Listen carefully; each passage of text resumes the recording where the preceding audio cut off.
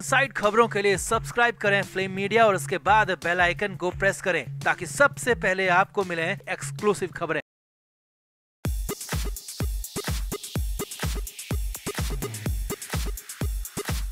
मुंबई में वो अंधेर हुआ जिसकी कल्पना तक नहीं की जा सकती, जिसके बारे में सोचा तक नहीं जा सकता, क्योंकि यहाँ एक हीरोइन को खत्म कर दिया गया। जी हाँ, हीरोइन को खत्म किया गया और आरोप लगा एनसीबी पर। जी हाँ, वही एनसीबी जिसने बॉलीवुड की बैंड बजा कर रखी थी, मगर इस बार मामला थोड़ा सा पेचीदा हो गया क्योंकि खेल पार्लर में चला, लाखों की डील भी हुई थी, मगर फिर अचानक हीरोइन खत्म हो गई। एनसीबी के नाम पर महा अंधेर हुआ, जिसके बाद बड़ा एक्शन भी हो गया।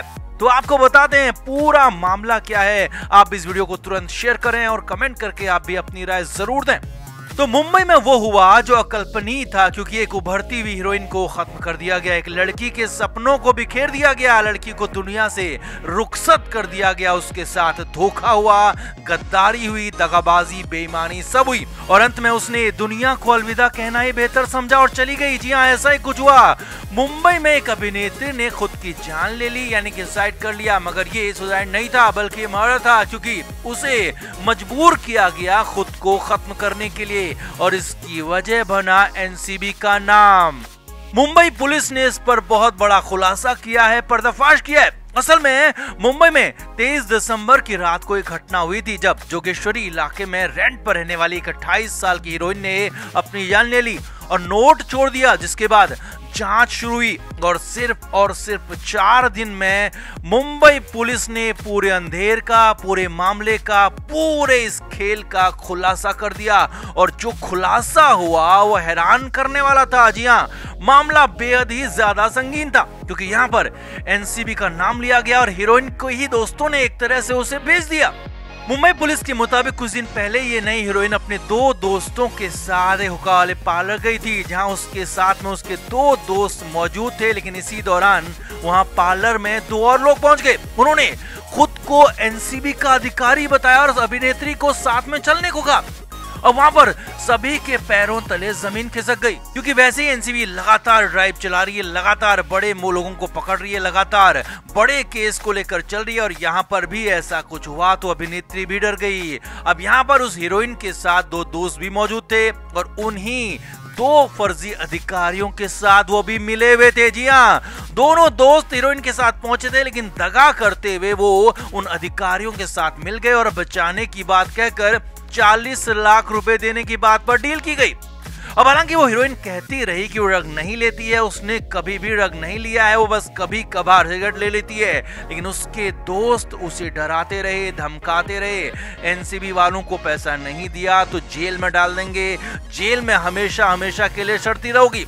अब वो डरी हुई सहमी हीरोइन वापस अपने घर चली आई, अपने फ्लैट पर चली आई और फाइनली 20 लाख रुपए में बात बनी। अब लेकिन इस दौरान वो दोनों ही फर्जी एनसीबी अधिकारी और हीरोइन के दोनों ही दोस्त वो उसे इतना डराते रहे, धमकाते रहे कि वो डिप्रेशन में आ गई और 23 दिसंबर की रात को खुद को खत्म कर लिया।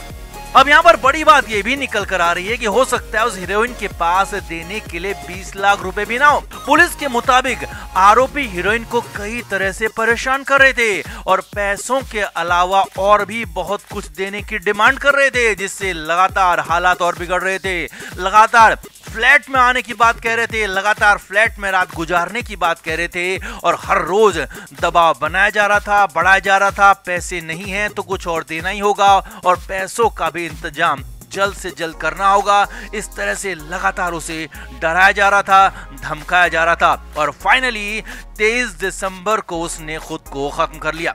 अब मुंबई पुलिस ने उन दोनों ही फर्जी एनसीबी अधिकारियों को भी पकड़ लिया। जी हाँ, सूरज परदेसी और प्रवीण वालिम्बे नाम के दोनों आरोपियों पर एनसीबी के नाम पर फर्जीवाड़ा करने का आरोप है। इन दोनों को पकड़ लिया गया है, जबकि हीरोइन का दोस्त अजीम काजी और एक अन्य युवक अब भी फरार है। इनकी तलाश की जा रही है, इनको पकड़ा जाना बाकी है। अब एनसीबी भी इस मामले को लेकर बेहद सख्ते में आ गई है। एनसीबी भी ऐसे मामलों से निपटने के लिए नई प्लानिंग बना रही है, क्योंकि एनसीबी के नाम पर पहले भी कुछ जगहों पर फर्जीवाड़े की खबरें आई थी और अब एनसीबी के नाम पर बॉलीवुड में इस तरह से बड़ा अटैक हुआ है, इस तरह से बड़ा हमला हुआ है कि एक हीरोइन को अपनी जिंदगी से हाथ धोना पड़ा है।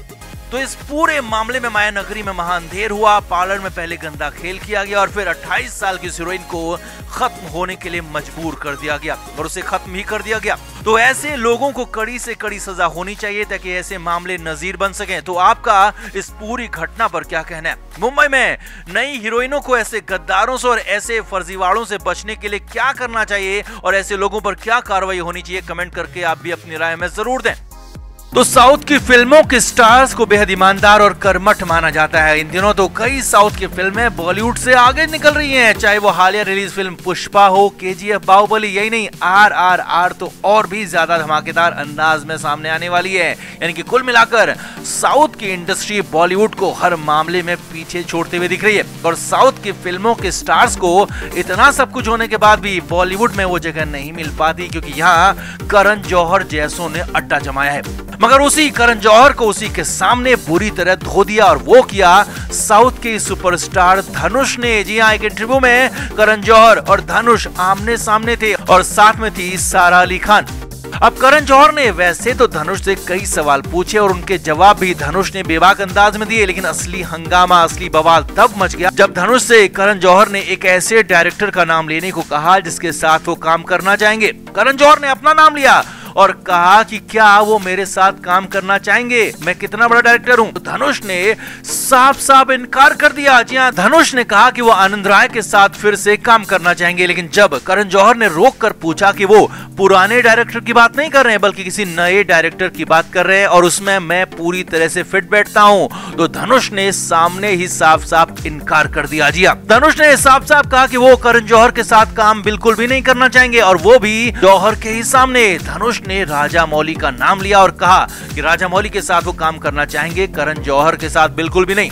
अब ये तो करण जौहर के लिए बहुत बड़ी बेइज्जती थी, क्योंकि करण जौहर खुद को बॉलीवुड का बड़ा डायरेक्टर मानते हैं और उन्हें लगा होगा कि धनुष उनका नाम लेकर खुश हो जाएंगे और कम से कम उनके सामने तो ये बोल ही देंगे कि हाँ, मैं करण जौहर के साथ काम करना चाहूंगा, करण जौहर अच्छे डायरेक्टर हैं। मगर ऐसा बिल्कुल भी नहीं हुआ। जी हाँ, धनुष ने करण जौहर के सामने भी करण जौहर की कोई तारीफ नहीं की या कहें कि करण जौहर को पूरी तरह से खारिज कर दिया और जौहर के पैरों तले वहीं पर जमीन खिसक गई।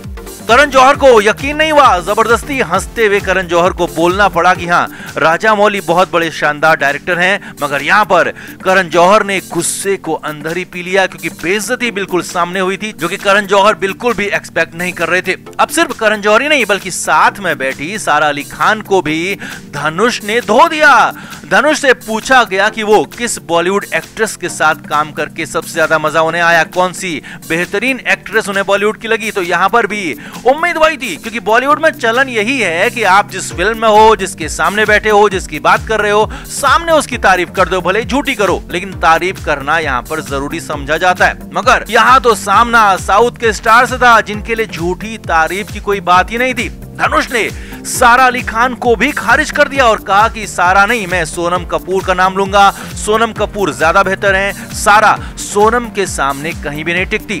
यानी कि धनुष ने एक ही जगह पर बैठकर गैंगबाजों की पूरी तरह से बोलती बंद कर दी, करण जौहर को धो दिया, सारा अली खान की हालत ऐसी कर दी कि सारा को खुद पर यकीन होना मुश्किल हो गया। तो साफ साफ करण जौहर के सामने, सारा अली खान के सामने धनुष ने बॉलीवुड को, बॉलीवुड के गैंगबाजों को बुरी तरह से धो दिया, पटक दिया। तो आपका इस पूरे मामले पर क्या कहना है? धनुष के अंदाज पर क्या कहेंगे? कमेंट करके जरूर बताएं और वीडियो को शेयर भी करें।